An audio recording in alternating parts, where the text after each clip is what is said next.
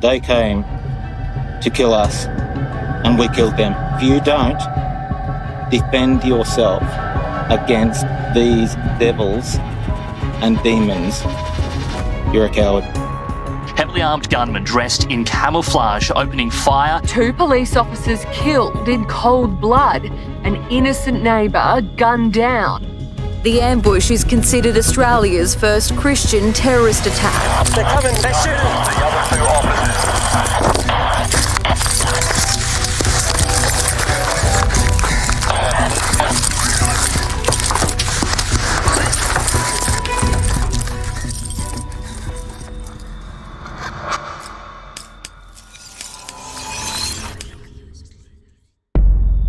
Four police officers stand at a locked gate on an isolated rural property outside a town called Wieambilla, Queensland, on the afternoon of December 12th, 2022. This is a simple welfare check, not knowing they would be dead in a few minutes. Nothing about the paperwork suggests anything out of the ordinary. They honk the horn. No one answers. So they climb the fence and start walking up the driveway toward the house. Notice what they don't have with them. No warrant to force entry, no expectation of resistance, just a reason to knock. Constable Matthew Arnold, 26, sworn in 2 years earlier. Constable Rachel McCrow, 29, sworn in the year after him. With them, Constables Randall Kirk and Keely Braw. The reason for the visit was almost administratively boring by the standards of this vault. A man named Nathaniel Train had gone missing from contact with his estranged wife since October, and she had filed a report.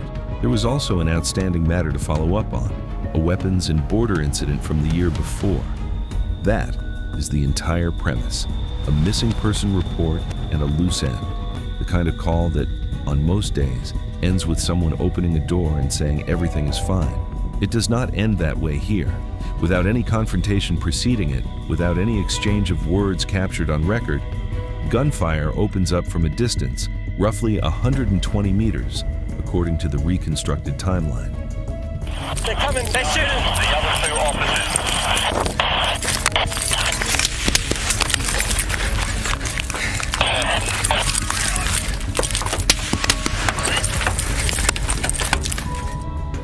Nathaniel Train fires first.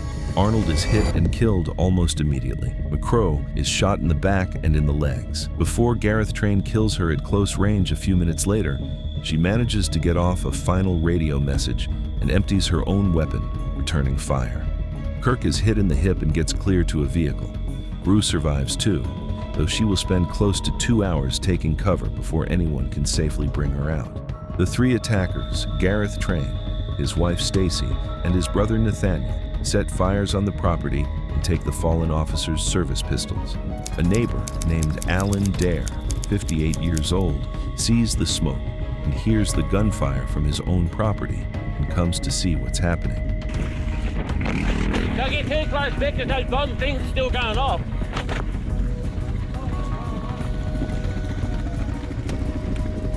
Yeah, there's things still exploding out there, Vic, so I wouldn't get too close.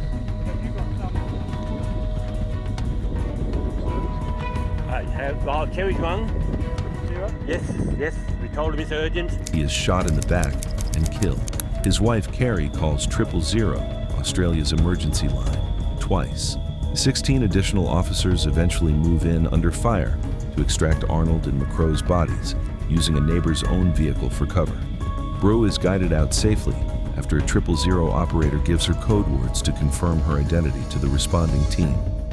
This is still the same evening. It is not yet 7 o'clock. At 7:31 that night, with officers already dead on the property, Gareth and Stacey Train post a video online. In it, according to widely reported accounts of the recording, they describe what happened in their own words. They came to kill us, and we killed them. They describe the police, according to the same video, as devils and demons. They came to kill us, and we killed them. Gareth and Stacey Train film a final message on a picnic table outside their home. If you don't defend yourself against these devils and demons, you're a coward. It is not a claim being reconstructed after the fact by investigators. It is the three people inside the house explaining themselves live, mid-siege, while a standoff is still unfolding around them. So who were they before this day? Gareth Train had been a teacher until he resigned in 2021. According to his own father, Pastor Ronald Train, speaking to the press afterward, Gareth had become obsessed with guns and weapons and was very controlling. The only child that was difficult was Gareth. He was very volatile, very controlling. We had troubles with him at school in Brisbane and troubles with him at school here in Toowoomba, which we had to address, so he was difficult to control. Were they interested or obsessed with guns? Yes, Gareth in particular was obsessed with guns and weapons. Online, he had built out a following around anti-government and anti-police material, conspiracy claims about a well-known Australian massacre being staged, and views adjacent to the sovereign citizen movement. Nathaniel, his brother, was the former principal at 2 different schools before disappearing from contact with his family months earlier. Stacey, married to Gareth at the time of the attack, had previously been married to Nathaniel. All three lived together, isolated on this same rural property, for long enough that whatever was happening between them had time to deepen without anyone outside noticing. 2 months after the attack, in February 2023, Queensland Police Deputy Commissioner Tracy Linford spoke publicly about what investigators believed was driving it. She described the group as holding to a Christian fundamentalist belief system known as premillennialism, combined with persecutory delusions, including a belief that police officers were demons. It matters to be precise here. Premillennialism itself is a real, mainstream branch of Christian theological thought, held by ordinary believers around the world, with no connection to violence whatsoever.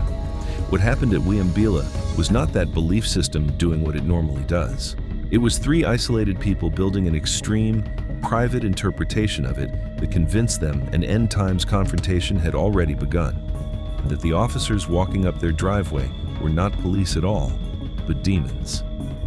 For close to 6 hours after the initial shooting, the property becomes a siege. A special emergency response team arrives with an armoured vehicle known as a BearCat. Negotiators try to make contact. The BearCat is fired on and pulls back twice. Just before 10:30 that night, the tactical team finally breaches the property.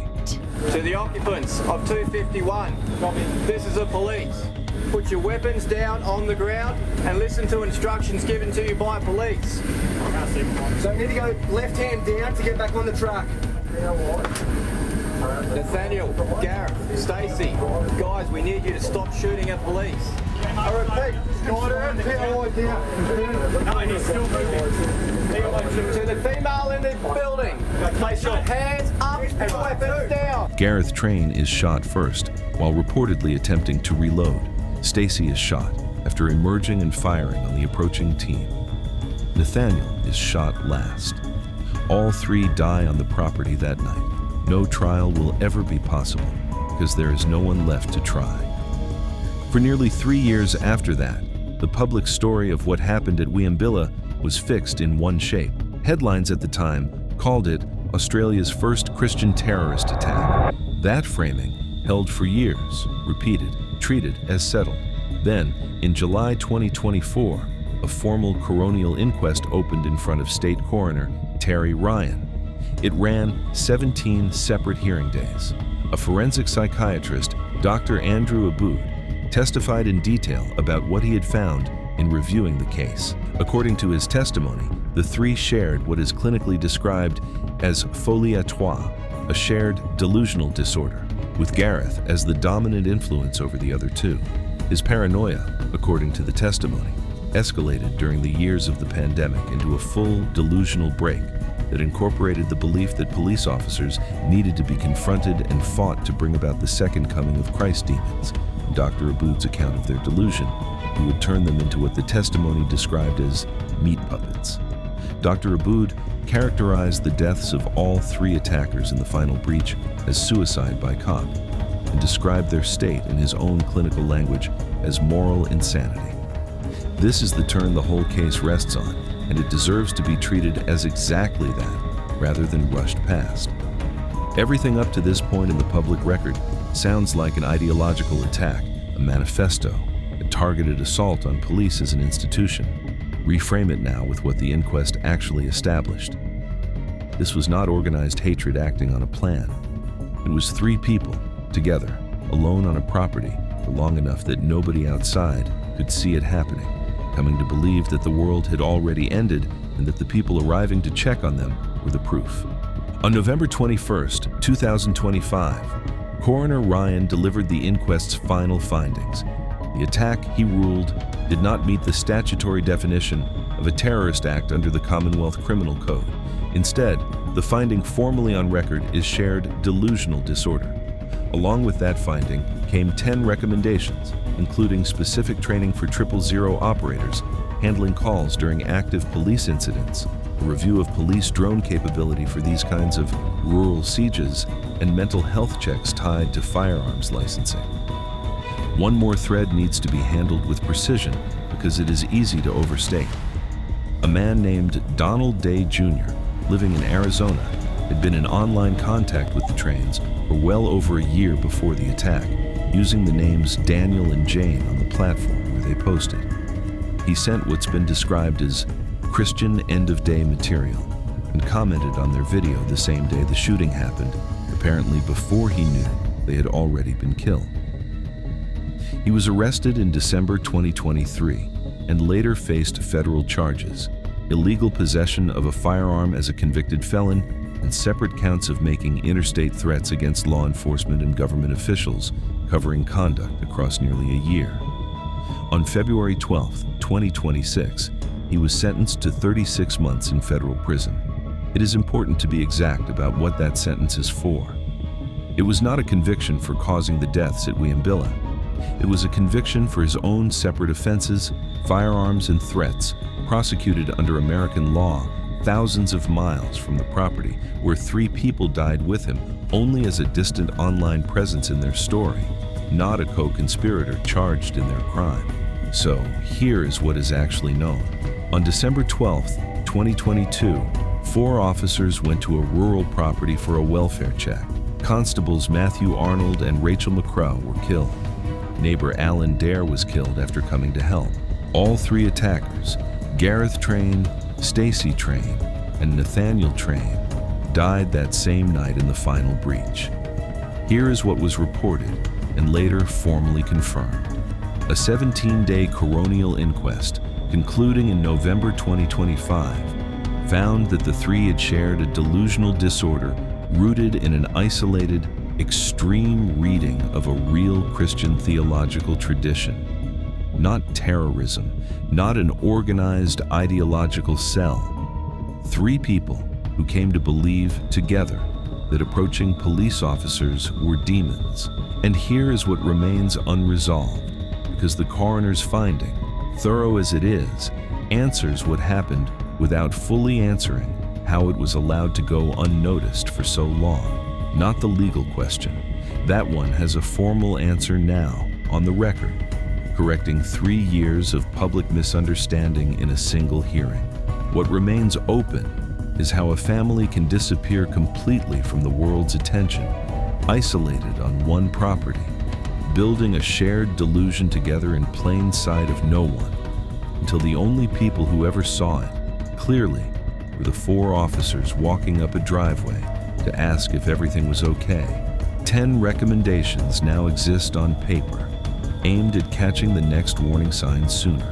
Whether they can actually do that before another gate, another welfare check, another ordinary afternoon turns the same way, is the question the inquest was never actually built to answer.